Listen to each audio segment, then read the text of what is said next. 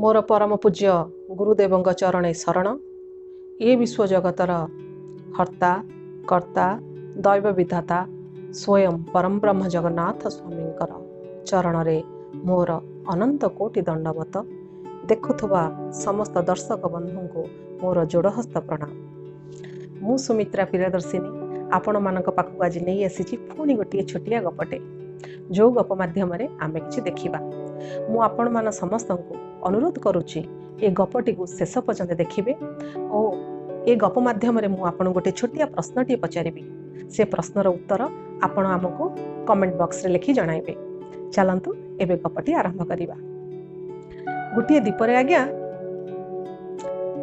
रोहुथले किछि लोक। से लोक किए जानते आज्ञा? गोटे दीपरे दुख सुख गर्व ज्ञान प्रेम धन समस्ते रोथले। एकता घोषणा करागला कि दीपटी बुड़ी जावाक जाउछि। दीपटी जेतेबेले बुड़ी जावाक जाउछि सुनिके आज्ञा समस्ते निज निजर डंगा तैयारी कले सेपारिकी पळिबा पई। किंतु समस्ते सिना के डंगाटा तैयारी करदेले किंतु प्रेम ता डंगा तैयारी कलानी जिबा पई सेपटो।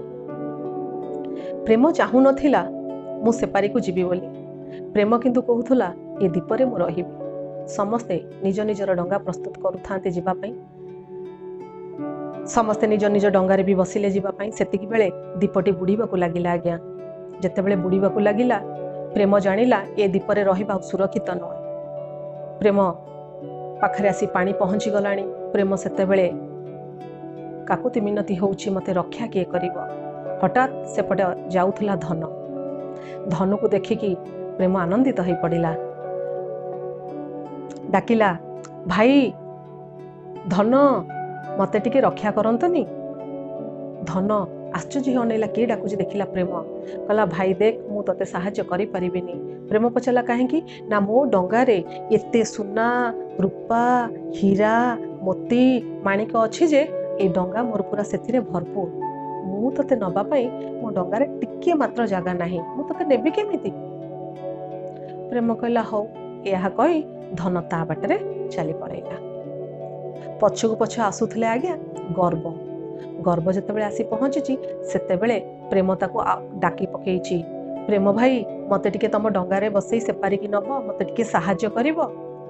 प्रेम गर्व कहिची ना भाई मु तते साहाय्य जमा भी करि परिबिनी। कारण तू पूरा पूरी पानी रे ओदा हेई सारिछु। तू जदि मो डंगारे बसिबु ताहाले मो डंगा तो ओजन न सही पारी मो डंगाटी पानी रे बुड़ी जीव।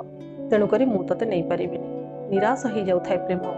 आकुल रे डाकु थाए आकु ताकु डाकी पकौ था कि काले मते रक्षा करिवो। केही रक्षा करू न थांती। सेतिकी बेले आसु थाए दुख। दुख को डाकी पकेइला प्रेम। दुख भाई मते टिके तम डंगारे सेपारी की नहीं जीव। दुख कहला प्रेम तू मते डाके ना। मु दुख रे एते भांगी जाइछि जे एते भांगी जाइछि मु एकला रहिबाकू चाहूछि। मो संगरे मु काहाकू रखिबाकू चाहूनी।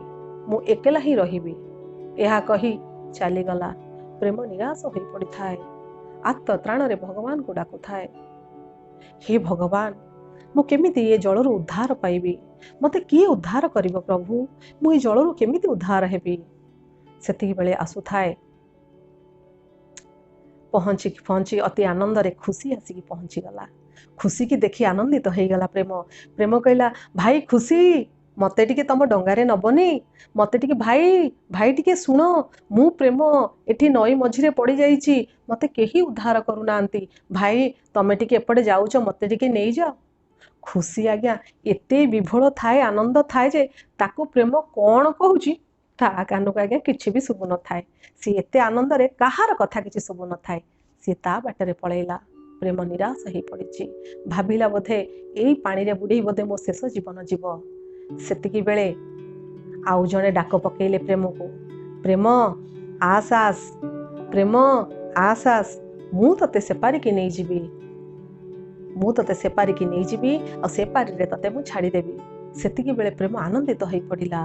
एते आनंदित होई पड़िला जे से चिंता करि पारलानी ए लोक किए। सांगे सांगे जाई से डंगारे चढ़ी गला और बसी गला।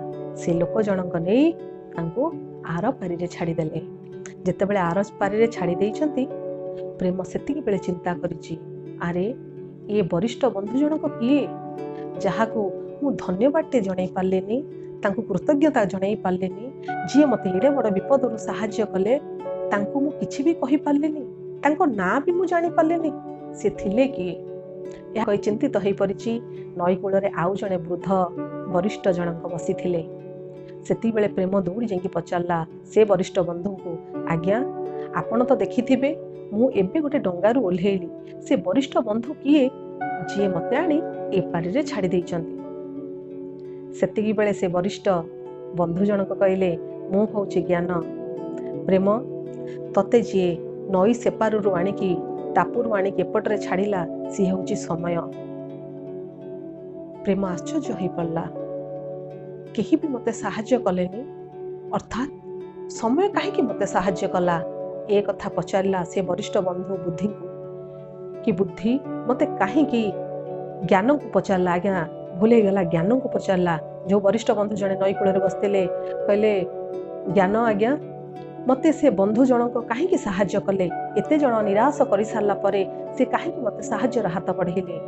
ସେତିକି ବେଳେ ଜ୍ଞାନ ଉତ୍ତର ଦେଇଛନ୍ତି, ପ୍ରେମ, ସମୟ ହିଁ ବୁଝିପାରେ ପ୍ରେମ କେତେ ମୂଲ୍ୟବାନ।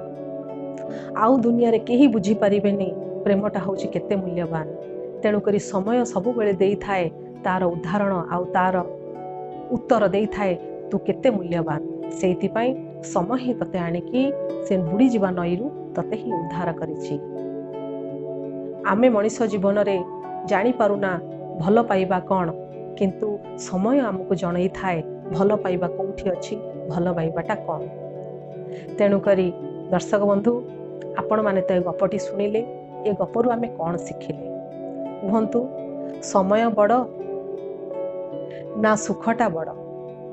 କିଏ ଆମକୁ ପ୍ରମାଣ ଦେଲା କି ପ୍ରେମ ହେଉଛି ଅତିକା ମୂଲ୍ୟବାନ? ସେ ପ୍ରଶ୍ନର ଉତ୍ତର ଆପଣ ଆମ କମେଣ୍ଟ ବକ୍ସକୁ ଯାଇକି ଲେଖି ଜଣାଇବେ।